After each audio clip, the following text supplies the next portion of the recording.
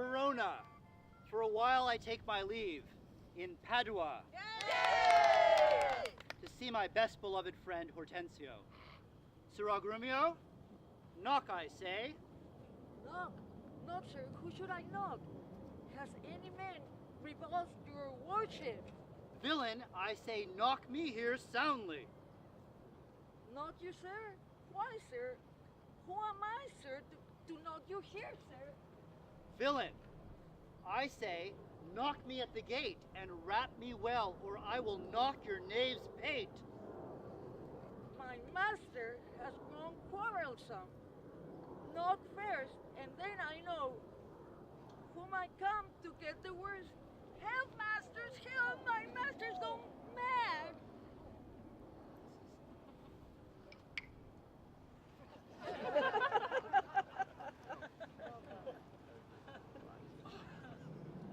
How now? My old friend Grumio, my good friend Petruchio. What happy gale blows you to Padua? Here, from old Verona. Hortensio, I have thrust myself into this maze to wive and thrive as best I may. Petruchio, shall I then wish thee a shrewd, ill-favored wife? But I promise, she will be rich. Signor Hortensio, if you know one rich enough to be Petruchio's wife, be she as foul as was Florencia's love, makes an ugly face, were she as rough as the Adriatic seas, I come to wive it wealthily in Padua, and if wealthily, then happily in Padua. Give him gold enough and marry him to an old trot with a near teeth in her head and diseases enough as 250 horses. Petruchio, I can wish thee to a wife, with wealth enough, young and beauteous. Her only fault? She's intolerable cursed, and shrewd and forward, beyond all measure. I would not wed her for a mine of gold. Hortensio, peace. Thou knowest not gold's effect. I will board her, though she may chide as loud as thunder when clouds in autumn crack. Her name is Caterina Molina, renowned in Padua for her scolding tongue. I pray, sir, let him go while the humor lasts. You know him not. Tarry, Petruchio, for I must go with thee, for in Baptista's keep my treasure is. Her youngest daughter, beautiful Bianca. Therefore, the oath that Baptista's ta'en, none shall have access till Bianca, till Caterina the Cursed have got a husband. Caterina the Cursed, a title for a maid, the title the worst. Now shall my good friend Petruchio do me grace and offer me, disguised in silver robes, to old Baptista as a schoolmaster, well seen in music, to instruct Bianca. Yes, that so by, at least with this device, have leave and leisure to make love to her.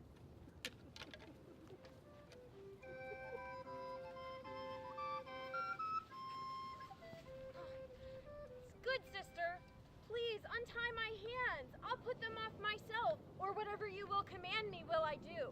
So well I know the duty to my elders. Of all thy suitors here, I charge thee tell whom thou lovest best. See thou dissemble not.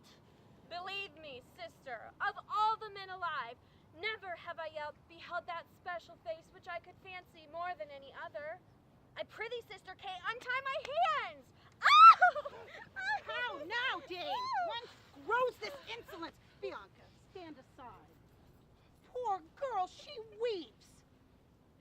For shame, thou hilding of a devilish spirit.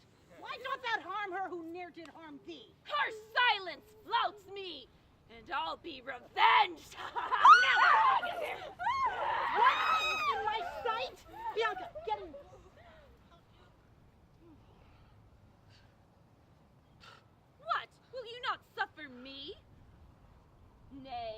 I see. She is your treasure. She must have a husband. I must dance barefoot on her wedding day. And for your love to her, lead apes in hell! Was ever a gentlewoman so grieved as I? God save you, gentlemen. Pray, madam, have you not a daughter called Katerina, fair and virtuous? I have a daughter named Katerina. I tell you, madam, I am a gentleman of Verona, that hearing of her beauty and her wit, her affability and bashful modesty, her wondrous qualities and mild behavior, am bold to show myself a forward guest within your house. I am Petruchio. You knew my father well, and in him me. Tell me, madam, if I get your daughter's love, what dowry shall I have with her to wife? Upon my death, the one half of my lands, and in possession, 20,000 crowns. When the special deed is done. I tell you, That madam. is her love. I tell you. That is all in all. I interrupt a lot. But I am as peremptory as I am proud-minded, as she is proud-minded. And where two raging fires meet together, they do consume the thing that feeds their fury, while little fire grows great with little wind. Yet extreme gusts blow out fire and all, so I to her, and she yields to me. For I am rough, and woo, not like a babe. Oh, how I long to have some chat with her. Well, shall I send my daughter Kate to you? I pray you do, madam. Okay. I'll attend her here. And woo her with some spirit. Say she rail, why then I will tell her that she sings as sweetly as a nightingale. Say that she frown. I will tell her that she is as clear as morning roses, newly washed with dew. And say she be mute, and will not speak a word. I will commend her volubility. And say she uttereth piercing eloquence. If she do bid me pack, I will thank her as though she did bid me stay by her 1 week. And if she deny to wed, I will crave the day when I will ask the banns, and when we be married. But here she comes. Now, Petruchio, speak.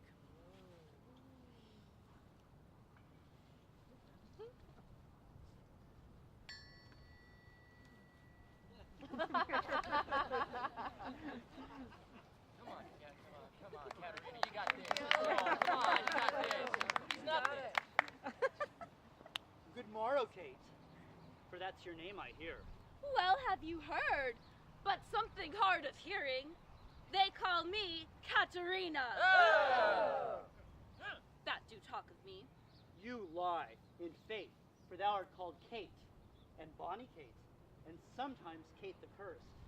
But Kate, the prettiest Kate in Christendom, and therefore Kate.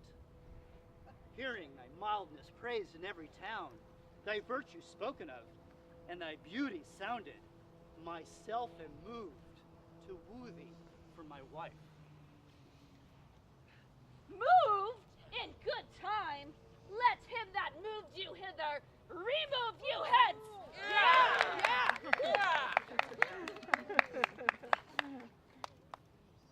Come on, you can get back in there.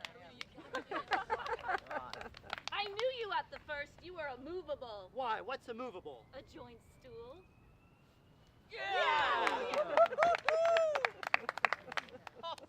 Thou hast hit it, Kate. Come sit on me.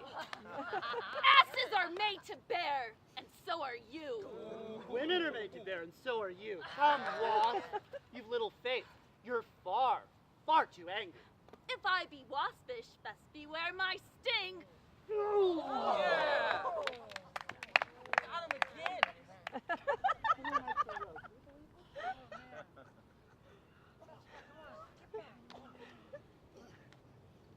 Who knows not where a wasp does wear his sting? In his tail. In his tongue. Whose tongue?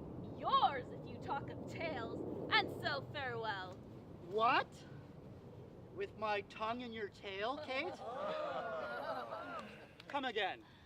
I am a gentleman. That I'll try! Whoa, I will cuff you if you strike again. So may you lose your arms if you strike me. You are no gentleman.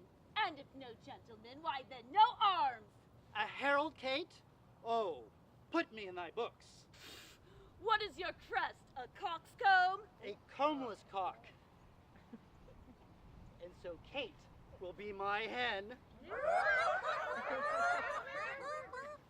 No cock of mine. You crow too like a craven.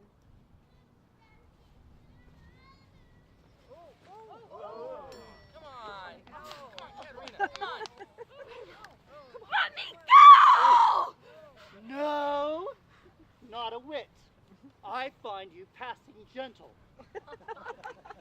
'Twas told me you were rough and coy and sullen. But now I find report a very liar.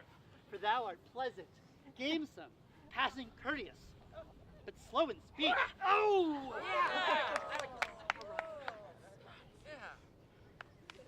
Yet sweet as springtime flowers.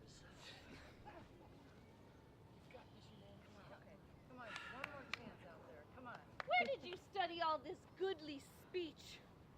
It is extempore from my mother's wit. A witty mother, witless else her son. Am I not wise? Yes, keep you warm. Marry me, I mean, sweet Katerina, in thy bed. For, will you, nill you, I will marry you.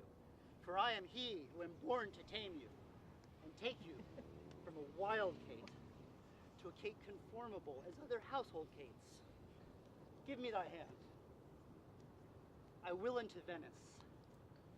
We will have rings and things and fine array. And kiss me, Kate. We will be married on Sunday. Oh!